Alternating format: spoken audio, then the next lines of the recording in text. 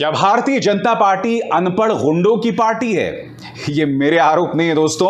आम आदमी पार्टी ने करारा हमला बोला है भारतीय जनता पार्टी पर, और उसकी वजह ये तस्वीर है जो इस वक्त आपकी स्क्रीन पर है। जैसे कि आप जानते हैं, इस वीडियो में आप देख सकते हैं कि मुख्यमंत्री अरविंद केजरीवाल के घर पर भारतीय जनता पार्टी के नेताओं ने हमला बोला था, और इस हमले की अगुवाई ये आदमी तेजस्वी सूर्या कर रहा था, भाजपा का एक सांसद।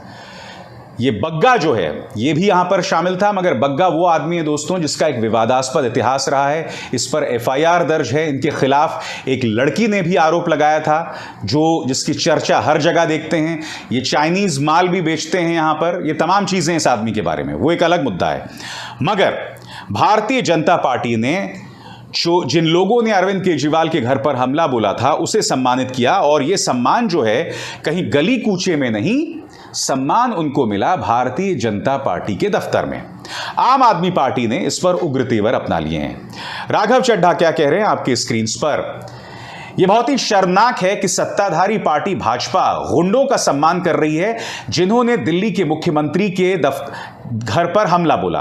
भारतीय जनता पार्टी का सदस्य बनने के लिए आपका गुंडा होना और अनपढ़ होना बेहद जरूरी है। यह हमला बोल रहे हैं राघव चड्ढा। यही नहीं, उनके पार्टी के नेता सोमनाथ भारती भी कह रहे हैं, Wow, a party entrusted to run the nation defies the laws of the land and sides with the one who was seen breaking the laws.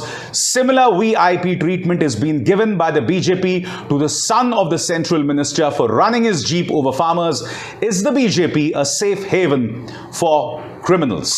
Somnath Bharti ये कह रहे हैं कि जो लोग कानून को तोड़ रहे थे उन्हें सम्मानित किया जा रहा है, उसी तरह से अजय मिश्रा टेनी जिसके बेटे ने किसानों को रौंद दिया था उसे भी सम्मानित किया गया है। दोस्तों मैं आपको बता दूं, ये पहली बार नहीं है जब भारतीय जनता पार्टी ने उन लोगों को सम्मानित किया है जिन्होंने कानून अपने हाथ में लिया। ढेरों ऐसी मिसालें हैं।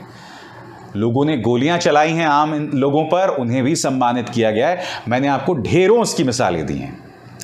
मगर यहां पर आम आदमी पार्टी जो हमला कर रही है ना, उसके जरिए दो चीजें सामने उभर कर आती हैं। सबसे पहली बात, आम आदमी पार्टी अब खुद को भारतीय जनता पार्टी के राष्ट्रीय विकल्प के तौर पर पेश कर रही है। उसके प्रचार पर अगर आप गौर करें तो वो बार बार खुद को एक विकल्प के तौर पर पेश कर रही है, चाहे उसके अपने नेता हों, चाहे उसकी अपनी नीतियां हों। मसलन एक तरफ राघव चड्ढा की तस्वीर और दूसरी तरफ तेजस्वी सूर्या की तस्वीर। इस तस्वीर में अगर आप देख सकते हैं तो आम आदमी पार्टी कह रही है कि भाई भारत को किस चीज की जरूरत है। भारत को जरूरत है राघव चड्ढा जैसे लोगों की, और उनके नीचे उनकी जो क्वालिफिकेशंस हैं आम आदमी पार्टी ने वो लिखी हुई हैं कि वो चार्टर्ड अकाउंटेंट है, लंदन स्कूल ऑफ इकोनॉमिक्स में पढ़े हैं और सबसे कम उम्र के राज्यसभा सांसद हैं।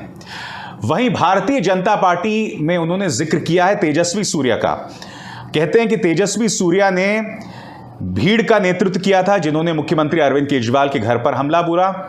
मीटू अक्यूज्ड हैं। मीटू को लेकर, यानी कि लड़कियों के यौन उत्पीड़न से जुड़ा जो आंदोलन था मीटू, उसमें वो आरोपी हैं और लगातार भड़काऊ बयान देते हैं। उसी तरह से वो आतिशी और दूसरी तरफ प्रज्ञा ठाकुर जो कि भाजपा की सांसद हैं, वो चेहरे भी पेश कर रही हैं। वो कह रहे हैं कि देखिए हम तो आतिशी को पेश कर रहे हैं विकल्प के तौर पर, और भाजपा आतंक की एक आरोपी प्रज्ञा ठाकुर को विकल्प के तौर पर पेश करते हैं। तो ये तमाम चीजें बतला रही हैं कि आम आदमी पार्टी खुद को एक नेशनल ऑल्टरनेटिव के तौर पर पेश कर रही है। भारतीय जनता पार्टी भी खास तौर पर आम आदमी पार्टी पर निशाना साध रही है। अरविंद केजरीवाल के घर पर आप हमला देख चुके हैं, और ये पहली बार नहीं। आपको याद होगा इन तस्वीरों में मनीष सिसोदिया के घर में घुसकर भाजपा के कार्यकर्ताओं ने हमला बोला था, और उस वक्त भी पुलिस आंखें मूंदे खड़ी हुई थी। यानी कि भारतीय जनता पार्टी के पास अपने विरोधियों से संवाद करने का बस यही एकमात्र रास्ता है, उनके घरों पर हमला बोलो। वो घर जहां उनके बच्चे हैं, राजनीतिक संवाद यानी कि घर पर हमला, उसके अलावा और कुछ नहीं। अब मैं आपको एक और चीज बतलाना चाहता हूं दोस्तों। आम आदमी पार्टी जहां खुद को राष्ट्रीय विकल्प के तौर पर पेश कर रही है, वहां कांग्रेस की हालत बद से बदतर होती जा रही है। इसी साल चुनाव है गुजरात और हिमाचल प्रदेश में, मगर गुजरात के अंदर कांग्रेस जो है वो कई खेमों में बटी हुई है। हार्दिक पटेल ने बगावत का झंडा बुलंद कर दिया है दोस्तों। वो लगातार कह रहे हैं कि पार्टी के अंदर हालात जो हैं बद से बदतर होते जा रहे हैं। साल के अंत में चुनाव हैं, मगर आप लगातार देख रहे हैं कि इन मुद्दों को संबोधित नहीं किया जा रहा। हिमाचल प्रदेश में इस वक्त पार्टी के हाथ में सत्ता है, परात में सत्ता है, मगर वहां पर भी पार्टी कोई कोशिश करती नजर नहीं आ रही। और इन दोनों ही राज्यों में आम आदमी पार्टी उसे चुनौती दे रही है।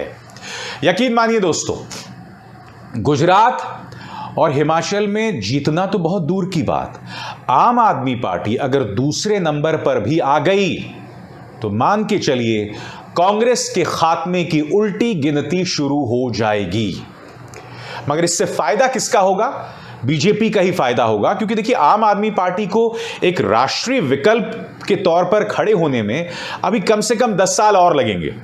मगर इन 10 सालों में कांग्रेस बद से बदतर होती जाएगी, आम आदमी पार्टी धीरे धीरे उठती रहेगी, मगर भारतीय जनता पार्टी बदस्तूर वहीं पर बनी रहेगी अपनी नीतियों के चलते और अपनी संस्थाओं यानी कि सीबीआई, एनआईए और इनकम टैक्स की मदद से।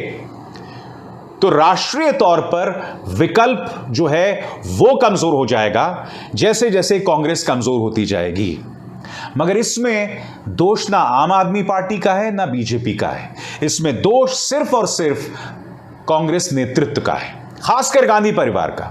राहुल गांधी या तो पार्टी का नेतृत्व संभालें या तो पार्टी छोड़ें और किसी और को यह जिम्मेदारी दें। यानी कि वो हाथ में ताकत भी रखना चाहते हैं मगर कंधों पे जिम्मेदारी नहीं लेना चाहते हैं। ये कितनी शर्म की बात है।